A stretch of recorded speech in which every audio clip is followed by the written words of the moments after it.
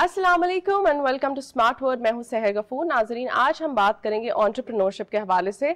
हमने इसके बारे में पहले भी बात की। हमने बात की कि ख़वातीन एंटरप्रेन्योरशिप में किस तरह से इन हैं और इन जनरल भी हमने इसके हवाले से बात की। लेकिन आज हमारा फोकस होगा कि एंटरप्रेन्योरशिप बच्चों के लिए कितनी इंपॉर्टेंट है, यंग माइंड्स इससे किस तरह फ़ायदा ले सकते हैं। मैं आपका तारुफ करवाती हूँ आज के गेस्ट से। मेरे साथ हैं Tabinda Islam, she is the CEO and educationist. मैं इनसे आपका तारुफ करवाऊंगी, मजीद इनसे बातचीत भी जारी रहेगी, लेकिन पहले हम देखते हैं एक पैकेज। आजकल की तेज रफ्तार और जिद्दत पसंद दुनिया में बच्चों और नौजवानों को एंटरप्रेन्योरशिप की तालीम देना पहले से भी ज्यादा जरूरी हो गया है। एंटरप्रेन्योरशिप की तालीम देने की बहुत सी वजूहात हैं। उनको माशी तौर तरीकों और किसी भी मामले को बारीक बीनी से जांचने का हुनर पैदा होगा। काम करने के तरीके और एहसास जिम्मेदारी का बेहतर तरीके से पता चलेगा और इसके अलावा खुद एतमादी और खुद मुख्तारी का जज्बा बेदार होगा। एंटरप्रेन्योरशिप की तालीम न सिर्फ कारोबार करने का हुनर सिखाती है, बल्कि उसके साथ साथ कुछ मुनफरिद करने का हौसला भी देती है। बच्चों और नौजवानों को इस हुनर की तालीम देना रोशन मुस्तकबिल की जमानत है।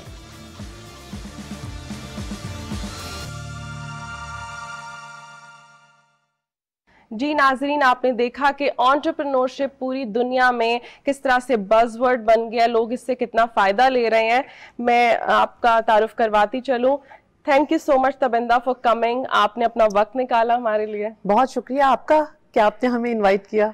यो वेलकम। तबिंदा, सबसे पहले हम स्टार्ट करते हैं। बताइए कि एंटरप्रेन्योरशिप क्या है, और लोगों को अक्सर लगता है कि entrepreneurship and business is the same thing. तो इसके बारे में बताइए कि इनमें फ़र्क क्या है और लोगों को सिंपल वर्ड्स में कैसे पता चल सकता है। पहले हम बात करते हैं कारोबार की, बिजनेस की। कोई भी ऐसा काम जो कि लीगल है, कानूनी तौर पे हम कर सकते हैं, जायज़ है और मुनाफे के लिए कर रहे हो वो काम, तो वो है कारोबार या उसे बिजनेस कहते हैं।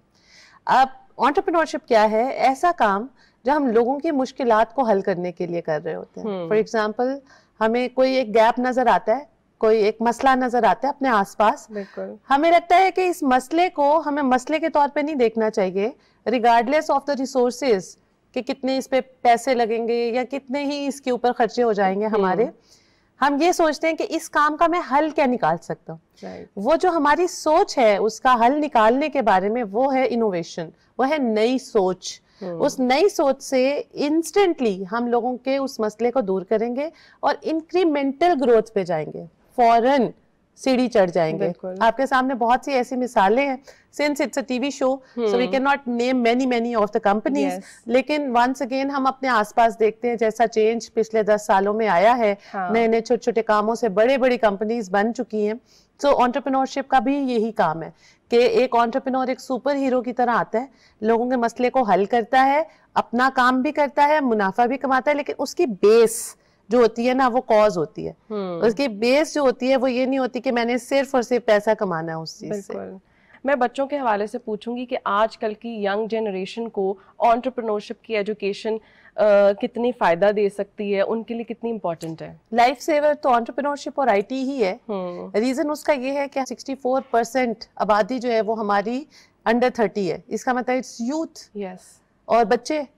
अब इस एक मार्केट को अगर हमने इस वक्त पर सही डायरेक्शन ना दी और ऐसी डायरेक्शन ना दी जो उनकी समझ में भी आती हो जी, तो ये डायरेक्शन लेस झुंड जो होगा ना, ये आपके मुल्क को बर्बाद कर देगा, हमारे मुल्क को। सो हमें क्या करना है इस वक्त? सबको मिल के, जितनी भी ट्रेनिंग कंपनीज हैं, जितने भी एजुकेशनल इंस्टीट्यूशंस हैं, जितने भी स्कूल्स हैं, सबको मिल के एक 1 पॉइंट एजेंडा पे आना पड़ेगा कि हमने डिजिटल एजुकेशन को प्रमोट करना है जी, और हमने एंटरप्रेन्योरशिप को प्रमोट करना है, because this is the life saver. मुल्क की मईशत को और हमारे जो एक सोसाइटी के अंदर डिफरेंसेस ज्यादा आ गए हुए हैं सोशल क्लासेस के, उस चीज का अगर कुछ हल है ना, तो वो यही है कि लोग अपनी जिंदगी के मास्टर खुद ही बन जाए। आपने एजुकेशन इंस्टीट्यूट्स की बात की, तो वो कैसे सपोर्ट कर सकते हैं? आजकल के जो हम देखते हैं कन्वेंशनल स्कूल्स देखते हैं, कॉलेजेस देखते हैं, हमें तो मतलब नहीं अभी तक नज़र आ रहा कि वहाँ पर कोई ऐसी कोर्सेज मुतारिफ करवाए जा रहे हैं या हमारे कोर्स का कोई सब्जेक्ट होगा एंटरप्रेन्योरशिप, इसके हवाले से बताइए। काम बहुत से लोग कर रहे हैं, लेकिन वही बात है कि वो सब साइलोज में कर रहे हैं, अकेले अकेले अपनी अपनी जगह पर कर रहे हैं। अगर सब मिलके नेशनल एजेंडा पे काम करें ना, तो फिर असल बड़ा चेंज तब आएगा और तब पता भी होगा सबको। सो अभी हम सिर्फ बड़े टीयर को नहीं देखते, महंगे महंगे स्कूल्स को नहीं देखते, हम हर स्कूल को देखते हैं। तो हर स्कूल के अंदर अगर ग्रेड 5 से 5वीं क्लास से लेके 10वीं क्लास तक बच्चों का कोई रोड मैप इस तरह का बना दिया जाए कि उसका एक पीरियड जो होता है 30 मिनट्स टू 45 मिनट्स का, वो बच्चे का एंटरप्रेन्योरशिप पे या किसी कोर्स पे हो जाए और बच्चे को फौरन वो स्किल 12 से 15 दिन में उसको सिखा के उसके बाद उसको पूरी क्लास जब तक होनी है उसकी हैंड्स ऑन प्रैक्टिस करवाई जाए, उसको लैपटॉप्स पर या कंप्यूटर लैब्स जो होती हैं स्कूल में उनमें वो चीज़ सिखाई जाए। अच्छा, अब मसला कहाँ पे आता है? मसला ये आता है कि क्या स्कूल्स रेडी हैं इन सारी चीज के लिए? क्योंकि वो ये कहते हैं कि हमारे पास इंफ्रास्ट्रक्चर नहीं है। अगर उनके पास इंफ्रास्ट्रक्चर नहीं है, बच्चों के घरों में भी फोन है, टीचर के पास भी फोन है, स्मार्टफोन्स हैं, कुछ इस तरह के यूट्यूब वीडियोस, कोई ट्यूटोरियल्स इस तरह के उनके पेरेंट्स के नंबर पे सेंड कर दें जिससे एटलीस्ट एक आगाही आए, या एक बेसिक फ्रेमवर्क तो आप उनको प्रोवाइड कर सकते हो, थ्योरेटिकल भी उनको बता सकते हो कि ये क्या है और इसको हम किस तरह से सम अप कर सकते हैं। क्रिएटिविटी तो इस तरह से भी जनरेट हो सकती है। असल में हमें एंटरप्रेन्योरशिप को ना एक फर्क नहीं समझना चाहिए इस वक्त। हमने इसको फर्क के तौर पे एक फैंसी वर्ड बना दिया है। हमें इसको फर्ज समझना है, फर्ज एज अ नेशन, कि अब हर बंदे को अगर वो नौकरी भी कर रहा है ना, तो वो एंटरप्रेन्योरियल माइंडसेट से करे नौकरी, कुछ ना कुछ नया करता रहे, उसको इम्प्रूव करता रहे। आजकल अगर कोई बिजनेस भी कर रहा है तो उसको भी एंटरप्रेन्योरियल माइंडसेट से करना चाहिए। तो इसके बारे में आप बताइए कि ये माइंडसेट क्या है, किस तरह से ये मतलब हमारी जो इर्द गिर्द सोसाइटी उसको बदलेगा? ये माइंडसेट है ऑप्टिमिज्म का, पॉजिटिव थॉट्स का। एंटरप्रेन्योर की जिंदगी बहुत आसान जिंदगी नहीं है। असल में कंफर्ट जोन है ना, 9 बजे से 5 बजे एसी वाले रूम में बैठ के बेशक हम क्लर्क की नौकरी कर लेंगे ना, वो बुरी नहीं है, लेकिन वो वहीं तक रहेगी हमेशा। लेकिन अगर हम अपना काम करेंगे तो हम एक कमरे में, एक ड्राइंग रूम में, एक लिविंग रूम में बैठ के भी कर सकते हैं, काम शुरू करेंगे। और हमेशा आप देखें बड़ी बड़ी कंपनीज की ये मिसालें, कोई गैरेज से स्टार्ट हुई, कोई अपने घर के लिविंग रूम से स्टार्ट हुई, और कहाँ तक वो $multi-million कंपनीज हैं आज। सो हमारा बच्चा शायद कंफर्ट जोन से बाहर नहीं आना चाहता, वो उसके अंदर फंस गया हुआ है। तो उससे बाहर क्या चीज उसको लेके आएगी? उसके टीचर का माइंडसेट, जो वो उससे उस माइंडसेट को इनकलकेट करेगा अपने बच्चे के अंदर, और फिर उस बच्चे को समझ आएगी हाँ जो टीचर कहते हैं वो सही कहते हैं। यूजुअली इट हैपेंस कि स्कूल में बच्चा माँ की ज्यादा नहीं सुनता, जब वो घर आता है वो कहते हैं नहीं टीचर ने ये कहा है। बच्चों के सबसे पहले आइडियल्स उनके टीचर्स ही होते हैं, जो वो कहते हैं वो उसके ऊपर फॉलो करता है। तो मैं इसके बारे में बात आपसे करूंगी कि इस माइंडसेट को बदला कैसे जा सकता है, क्योंकि शुरुआत आपकी घर से होती है। हम लोग इस चीज को डील करते हैं कि पेरेंट्स हमेशा की तरह, पहले भी हमने ये सुना, आज भी हम सुन रहे हैं कि वो कुछ गिने चुने प्रोफेशंस के लिए बच्चों को तैयार कर रहे होते हैं और उन पर प्रेशराइज उनको किया जाता है कि आपने इतना स्कोर करना है and you have to achieve this. तो इस माइंडसेट को कैसे बदलें? इन्फ्लुएंस है ना, हमारा एक कल्चरल नॉर्म है कि पेरेंट ने बच्चे के डिसीजन को इन्फ्लुएंस करना है। आप देखिए जब बच्चों के एडमिशंस होते हैं तो एडमिशन करवाने वो बच्चा खुद से नहीं जाता, एडमिशन करवाने के लिए पेरेंट्स जाते हैं, क्योंकि पेरेंट्स को लगता है कि शायद मेरे बच्चे को वो नहीं पता जो मुझे पता है। तो हमें उसको थोड़ा सा आजाद छोड़ना, उसको राय देने की, अपना ओपिनियन देने की थोड़ी सी आजादी दें, क्योंकि इस वक्त अपॉर्चुनिटीज की कमी नहीं है। देखिए बहुत से इदारे इस वक्त फ्री कोर्सेज करवा रहे हैं, गवर्नमेंट करवा रही है फ्री कोर्सेज, बहुत से लोग करवा रहे हैं, हम भी करवाते हैं। ये जो कोर्सेज वाली चीजें चल रही है ना, इन कोर्सेज का आगे करियर पाथवे क्या बच्चे का, वो है प्लेसमेंट, कि क्या बच्चा अच्छी जगह पे नौकरी के काबिल हो जाएगा, या वो बच्चे को कहीं पे इंटर्नशिप मिल जाएगी, या वो बच्चा कहीं पे इतनी सोच रखता होगा कि वो कारोबार कर सके, या वो फ्रीलांसर बन जाए। अच्छा, at least the student should be the master of his own life, instead of being so much occupied with this thought कि मैंने अपने पेरेंट्स से ही पैसे लेके तो अपना गुजारा करना है, शादी भी बाप के पैसे से होगी, उसके बाद मेरे बच्चे भी वही पालेंगे। ऐसा नहीं, इस मेंटालिटी से बाहर निकलना होगा। मैं यही आपसे पूछूंगी कि एक हो गया बिजनेस फ्रेमवर्क, बच्चे को इनकरेज करना, उसको बताना कि आप किस फ्रेमवर्क के साथ चल सकते हो एक बिजनेस एस्टैब्लिश करने के लिए। अपार्ट फ्रॉम दैट एंटरप्रेन्योरशिप बच्चे को और कौन से ऐसे एट्रीब्यूट्स सिखाती है? जैसे आपने खुद एतमादी की बात की कि उसमें सेल्फ कॉन्फिडेंस आ जाता है, तो इसी तरह आप बताइए कि और क्या उसको सिखाया जाता है? अच्छा, अल्हम्दुलिल्लाह पाकिस्तान बहुत से मुल्कों से बहुत बहुत हद तक बेहतर है जब हम इसकी अच्छाइयाँ देखते हैं। अच्छाइयाँ ये हैं कि हमारा जो बच्चा है ना वो रिस्क टेकर है, वो पैदाइशी रिस्क टेकर है, वो जानता है कि मैंने किस वक्त पे रिस्क लेना, डरता नहीं है, बेबाक है वो, ठीक है। वो बच्चा जो है वो हमारा इतने खूबसूरत फैमिली स्ट्रक्चर में पलता है कि उसके अंदर एम्पैथी का एलिमेंट ज्यादा होता है as compare to some other countries.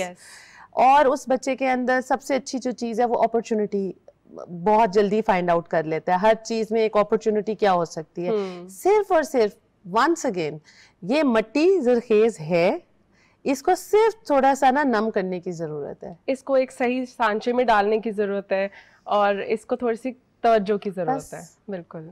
हम लोग बात कर रहे हैं एंटरप्रेन्योरशिप की, एजुकेशनल इंस्टीट्यूट्स के हवाले से भी बात कर रहे हैं। एजुकेशन ऑल्दो बहुत इम्पॉर्टेंट है, तो उसके साथ बच्चा कैसे बैलेंस कर सकता है? मैं हमेशा ये कहती हूँ कि अगर किसी ने भी अपना बिजनेस करना है ना, तो उस बिजनेस से पहले वो उस बिजनेस के जो नॉर्म्स हैं और डायनामिक्स हैं उनको समझ ले पहले, कि वो बिजनेस कैसे होता है। फॉर एग्जाम्पल वो पर्पस क्लियर हो उसके दिमाग में कि मैंने आज से 10 साल के बाद कहाँ पर होना है।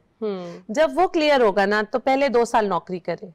नौकरी करके उसी डोमेन में नौकरी करे तो उसे प्रोसेस की समझ आए, उसे लोगों की समझ आए, उसे हर चीज अंडरस्टैंड हो, और फिर लाइफ गोल के मुताबिक कुछ 2 साल के बाद आहिस्ता आहिस्ता तब तक अपनी थोड़ी सेविंग करे, तब तक अपने पास कुछ थोड़े बहुत फाइनेंशियल रिसोर्सेज जमा कर ले, और साथ ही उसको नौकरी के साथ ही बिजनेस को स्टार्ट करे। अब ये क्या है, कैलकुलेटेड रिस्क है उसका, ये नहीं कि अंधाधुंध नौकरी छोड़ दो और अपना काम शुरू कर दो। उस बच्चे ने क्या करना है, सबसे पहले नौकरी के साथ ही अपना काम शुरू करना है और अपनी फैमिली को अपनी सपोर्ट बनाना है, उनको साथ उसके अंदर ऐड करना है, ताकि आपकी जॉब भी डिस्टर्ब ना हो और आप जो बिजनेस स्टार्ट करने जा रहे हैं, जो आपका ब्रेन है और जो बेबी के तौर पे आपने उसको, ब्रेन चाइल्ड है आपका, हाँ जी, आपने उसको नर्चर भी करना है। सो उसके लिए कुछ ना कुछ तो जरूरी है ना, किसी बेबी सिटर की, नैनी की। So they will take care of it.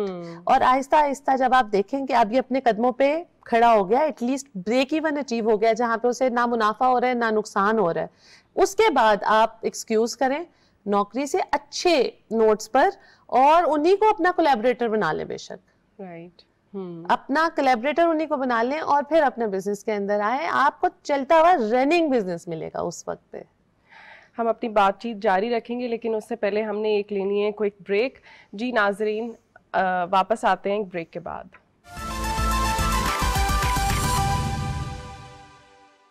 Welcome back to Smart World. हम बात कर रहे थे entrepreneurship for young minds. Tabinda, ये बताएं कि टेक्नोलॉजी ने कैसे एक्सेलरेट किया है एंटरप्रेन्योरशिप को? जब तक स्किल नहीं सीखेंगे ना हम, टेक्नोलॉजी बेस्ड स्किल की अगर हम बात कर लें, तो तब तक हम शायद एंटरप्रेन्योरशिप को प्रॉपर तरीके से आगे नहीं लेके चल सके। स्टार्टअप्स की नाकामी की एक बहुत बड़ी वजह ये होती है कि उनको तजुर्बा नहीं होता उस चीज़ का। कई दफ़ा ऐसा होता है, they do have a very good idea, लेकिन उस आइडिया को इम्प्लीमेंट करते हुए, क्योंकि तजुर्बा नहीं है उनका या उनको उसके बारे में कुछ ज़्यादा नॉलेज नहीं है, सब्जेक्ट नॉलेज नहीं है, इस वजह से वो स्टार्टअप फेल हो जाता है। This is one of the reasons. तो अब क्या किया जाए? एक्सेलरेशन जो एंटरप्रेन्योरशिप की टेक्नोलॉजी के थ्रू हुई है, वो सिर्फ और सिर्फ उसकी वजह बुनियादी तौर पे ये है कि अब लोगों को अवेयरनेस आ गई है और लोगों को ये पता चलना शुरू हो गया कि अगर मैं हुनर सीख लूंगा ना तो मैं फाइनेंशियली इंडिपेंडेंट हो जाऊंगा। जब फाइनेंशियली इंडिपेंडेंट हो जाऊंगा तो उसके बाद तो मैं कुछ भी कर सकता हूँ ना। अब उसको या तो मैं अच्छे कामों में एज अ एंटरप्रेन्योर बन के मैं उसको अच्छे कामों में लगा दूं जो पैसा कमा रहा हूं, या मैं अपने आप को बिल्ड कर लूं। मेरी ख्वाहिशात हैं, जैसे वंस अगेन स्टार्टअप्स की नाकामी और खास तौर पे ये जो यंग बच्चे हैं इनकी नाकामी की एक बहुत बड़ी वजह ये होती है कि जब ये अपनी वो नीड्स फुलफिल करने पे लगा देते हैं या ख्वाहिशें फुलफिल करने पे, बड़ी गाड़ी ले ली, घर बना लिया या इस तरह की चीजों पे, इंस्टेड ऑफ री इन्वेस्टिंग द मनी ताकि बिजनेस की ग्रोथ ज्यादा जल्दी हो, टेक्नोलॉजी ने एक्सेलरेट तो ज़रूर किया है, और मुझे लगता है कि अब लोगों के लिए ज़्यादा इनेबल कर दिया है टेक्नोलॉजी ने एंटरप्रेन्योरशिप की तरफ आना, क्योंकि पहले आपके सामने सिर्फ हैंडमेड स्किल्स ही आपके सामने होते थे, औरतों को प्रॉब्लम होती थी, बच्चों को प्रॉब्लम होती थी, लेकिन डेफिनेटली तो मैं ऐसी टेक्नोलॉजीज़ के बारे में आपसे पूछना चाहूँगी कि कौन सी स्पेसिफिक टेक्नोलॉजीज़ हैं, कौन से टेक्नोलॉजिकल टूल्स हैं जो यूज़ हो रहे हैं, या यंग माइंड्स इसको यूज़ करते हुए अपने एंटरप्रेन्योरियल स्किल्स वेंचर को आगे लेके जा सकते हैं।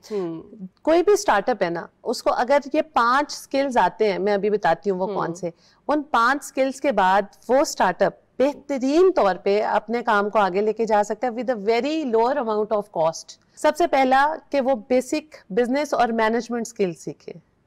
दूसरा, उसकी बिजनेस और मैनेजमेंट स्किल्स में ही उसकी कम्युनिकेशन, प्लानिंग, ऑर्गेनाइजिंग, ये सारी चीजें आ जाएगी। ठीक है। जो दूसरा स्किल है वो है उसका डिजाइन स्किल, ग्राफिक डिजाइनिंग, वो सीख ले। तीसरा है web development, web design and web development, वो ये सीख ले। चौथा है सोशल मीडिया मार्केटिंग, कि उसको सोशल मीडिया मार्केटिंग करनी आती हो। और 5वां स्किल जो सबसे ज्यादा जरूरी है वो है लीडरशिप स्किल्स, कि मैंने अपनी टीम को एक अच्छा लीडर बन के कैसे चलाना है, क्योंकि लीडर के डिफरेंट रोल्स होते हैं। कई दफा वो अथॉरिटेटिव होता है, कई दफा वो ट्रांसफॉर्मेशनल होता है, कई दफा वो ट्रांजैक्शनल होता है। लीडर डिफरेंट वक्तों पे डिफरेंट तरह के रोल्स परफॉर्म कर रहा होता है, लेकिन लीडर वो होता है जो एक्शन लर्निंग पे बिलीव करता है। और मुझे लगता है सबसे बड़ा उसका एक लीडर का एट्रीब्यूट यही होता है कि राइट टाइम पे वो राइट डिसीजन लेने की इसमें पावर हो। ये जो आपने स्किल्स बताई तो बेस स्किल्स हो गए। इसके अलावा मैं चाहती हूँ कि हमारे इस प्रोग्राम से वो यंग माइंड्स इंस्पायर हो, काम करने की तरफ आए। तो मैं चाहती हूँ कि आप उन टेक्नोलॉजिकल टूल्स की बात भी करें जो वो सीख सकते हैं। बेसिक्स, अपना बेसिक से स्टार्ट करना, अपना कोई स्टार्टअप इन्वेंट करना, उसमें डिफरेंट चीजें हैं। फॉर एग्जांपल डिफरेंट सॉफ्टवेयर्स बनाना वो सीख सकते हैं। So software development is one of the thing. अब वो कोई भी आइडिया हो सकता है बच्चे का, कोई मोबाइल एप्लीकेशन डेवलपमेंट हो सकती है कि कोई नई मोबाइल ऐप बना ले बच्चा।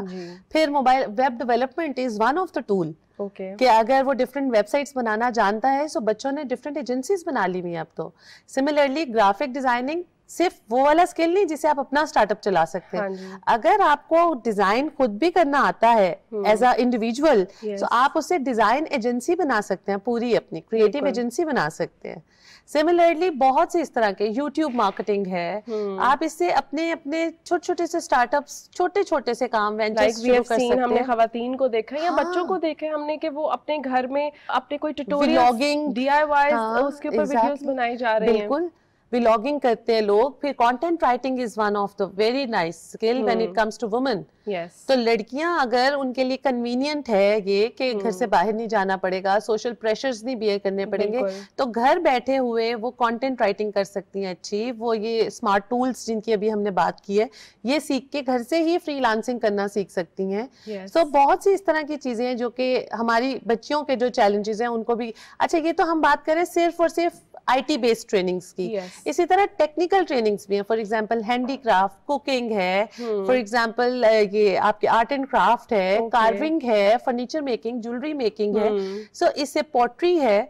अब इस तरह के स्किल्स अगर हम लोग सीख लें, जो कि हमारे नियरेस्ट विसिनिटीज में हर जगह पर ये एक सेंटर होता है जहाँ पे लड़कियों को ये सब चीजें सिखा रहे होते हैं। तो बच्चियां उससे बैठ के इतना इतना अर्न कर रही होती है। पिकल बना के, विनेगर में एक पिकल बनाती थी खातून, सो वो अभी माशाल्लाह शी शेयर्ड हर स्टोरी कि she bought a new car by selling pickle only. So it's not only, it's a big idea to her. Exactly, it's a big idea. और आपने बात की थी कंटेंट राइटिंग की। मेरा एक सवाल है, it's a very critical question. आजकल हम देख रहे हैं AI का दौर है, तो ChatGPT is one of the tools उसका। लोग कह रहे हैं कि कंटेंट राइटिंग को बहुत तरीके से एक तरह से मात दे दी गई है ChatGPT के आने से, और ChatGPT के होने से लोगों में क्रिएटिविटी कम हो गई है। They are more inclined towards ChatGPT, उसी से वो अपने सारे काम कर लेते हैं। डिस्क्रिप्शन उन्होंने लिखनी है, if they want to write a article, तो they get instant answers from. अच्छा, ChatGPT ने आके क्या किया है, आपका टाइम बचाया। आपको एडवांस्ड जो लैंग्वेज बैरियर था हमारा, हम उर्दू स्पीकिंग है, हमें नहीं बोलनी आती इंग्लिश ज्यादा, सो हमारा वो लैंग्वेज बैरियर दूर की है। हम लोगों को एक अच्छे और डिसिप्लिन तरीके से एक साथी मिल गया है चैट जीपीटी की फॉर्म में, जिसको हम जब प्रॉम्प्ट्स देते हैं, जिसे प्रॉम्प्ट इंजीनियरिंग हम लोग कहते हैं, सो जो प्रॉम्प्ट्स हम दे रहे हैं, हम जैसे जैसे कहते हैं वो उसके मुताबिक ट्वीक करता है हमारा text. So this is something कि अगर सिर्फ 3-4 दिन में आप ये सीख लें चैट जीपीटी, तो इट्स इनफ। और इससे कंटेंट राइटिंग को चैलेंज नहीं है बल्कि फैसिलिटेशन है। हमने जैसे बात की कि सोसाइटल चैलेंजेस तो हमें फेस करने हैं, उसके अलावा रियल टाइम चैलेंजेस, एग्जैक्टली, वो उनको कैसे दूर किया जा सकता है? अच्छा, सबसे पहले तो हम देखते हैं कि चैलेंज आता क्या है हमें। जब हम कोई भी काम अपना एग्जिस्टिंग कंफर्ट जोन छोड़ते हैं ना, और बिजनेस करने लगते हैं, तो सबसे पहला प्रेशर होता है आपकी अपनी फैमिली का या सोशल प्रेशर होता है कि इतनी अच्छी तनख्वाह मिल रही थी, इतना अच्छा किचन साइकिल चल रहा था, ये क्या 3-4 महीने का जो गैप हमें कह रहे हो हमें बियर करना पड़ेगा ये। सो सबसे पहले ये आता है, इस डर की वजह से, फियर की वजह से कि किचन साइकिल कैसे चलेगा, हम अपना काम बहुत से जवान लोग चाहते हुए भी नहीं कर सकते। क्योंकि पाकिस्तानी लोगों के पास, हमारे पास, सबके पास आइडियाज बहुत है, बेशबहा आइडियाज, सिर्फ हमें डर लगता है कि कहीं किचन ना रुक जाए, कि बेसिक एक्सपेंसेस ना रुक जाए, तो उनके लिए क्या किया जाए। दूसरा जो सबसे बड़ा चैलेंज है वो है हमारे लिए हमारा अपने आप पे कम यकीन, लोअर सेल्फ एस्टीम। यस, हमें अपने आप पे यकीन ही नहीं होता, हम किसी के सामने कन्विक्शन से बात ही नहीं कर सकते। I think that's the bigger challenge कि हम अपने आप को कह रहे होते हैं कि पता नहीं हम लोग सक्सेसफुल हो भी सकेंगे, और हमें इंस्टेंट रिजल्ट्स चाहिए होते हैं। Instant results. अच्छा, फिर इसके लिए सबसे ज्यादा जरूरी है रेजिलियंस और पेशेंस। हमें मिलके काम करना चाहिए, हमें अपने आप पे यकीन होना चाहिए, हमें अल्लाह की ज़ात पे यकीन होना चाहिए, हमें पेशेंस और परसिस्टेंस को छोड़ना नहीं चाहिए, इसके साथ रखना चाहिए। क्योंकि कई दफ़ा ऐसा होता है कि बिल्कुल कामयाबी के पॉइंट पे पहुंच के ना हम तो बैकआउट कर जाते हैं, वहां से डिसहार्टेंड हो जाते हैं। और सबसे ज़्यादा ज़रूरी जो चीज़ है वो ये कि अपनी आंखें कान खुले रखें, क्योंकि अपॉर्चुनिटी आपके सामने से होके गुजर जाएगी, somebody else will be doing the same thing, बिल्कुल, जो आपने सोची थी। So speed, once again, speed भी बहुत ज्यादा जरूरी है कि आपने सोचा, फौरन एक्शन लें उस चीज को करने के लिए। Tabinda, to sum up all this, मैं चाहती हूँ कि आप उन यूथ को मैसेज दें कि वो किस तरह से सोच सकते हैं out of the box. Out of the box तो हम सारे इतने माहिर हैं सोचने के। सो यूथ के लिए जो मेरा मैसेज है वो ये कि वंस अगेन पेशेंस, परसिस्टेंस बहुत ज्यादा जरूरी है, लेकिन बाअदब बामुराद, बेअदब बेमुराद। हमें अपने से बड़ों की इज्जत करनी चाहिए, अपने पेरेंट्स की, टीचर्स की, क्योंकि वो हमसे ज्यादा तजर्बा रखते हैं। असल में फैसला जब हम कोई भी करते हैं, वो फैसला हमें उस वक्त पे ठीक फैसला लग रहा होता है, लेकिन 30 साल या 20 साल गुजरने के बाद हमें लगता है कि हमने गलत फैसला किया, कोई भी फैसला। तो बजाय इसके कि उतना हम इंतजार कर लें या उतना कुर्बानी दे लें, हम अपने बड़ों से उस रिस्पेक्ट के ताल्लुक को खत्म ना करें, और उनकी राय को हमेशा अदब की निगाह से देखें और सुने। और मुझे लगता है कि ये जिम्मेदारी भी हम पर ही आती है, वो जनरेशनल गैप को ख़त्म करने की, क्योंकि किसी और ने तो ख़त्म नहीं करना, हमने ही इसको ख़त्म करना है। बहुत शुक्रिया तबिंदा अपना वक्त देने के लिए। आई एम श्योर लोगों को बहुत ज़्यादा फ़ायदा हुआ होगा इस एपिसोड से, आपकी बातों से, और बहुत यंग माइंड्स और बहुत सारे लोग इससे इनकरेज हुए होंगे इंशाल्लाह। जी नाज़रीन, आपने देखा कि एंटरप्रेन्योरशिप कितनी ज़रूरी हो गई है, वक्त की ज़रूरत है, हमें इसको अपनी एजुकेशन के साथ साइमल्टेनियसली इसको अडॉप्ट करना चाहिए और आउट ऑफ द बॉक्स सोचना चाहिए, क्योंकि ये वक्त की ज़रूरत है, हमारी इकोनॉमी की भी ज़रूरत है। नाज़रीन, हम अगले हफ्ते फिर मिलते हैं एक नए टॉपिक और एक नए गेस्ट के साथ। सोशल मीडिया हैंडल्स आप देख रहे होंगे स्क्रीन पर, आप कोई भी टॉपिक हमें सजेस्ट कर सकते हैं, अपनी राय से भी हमें आगाह कर सकते हैं। मिलते हैं नेक्स्ट संडे। अल्लाह हाफिज़।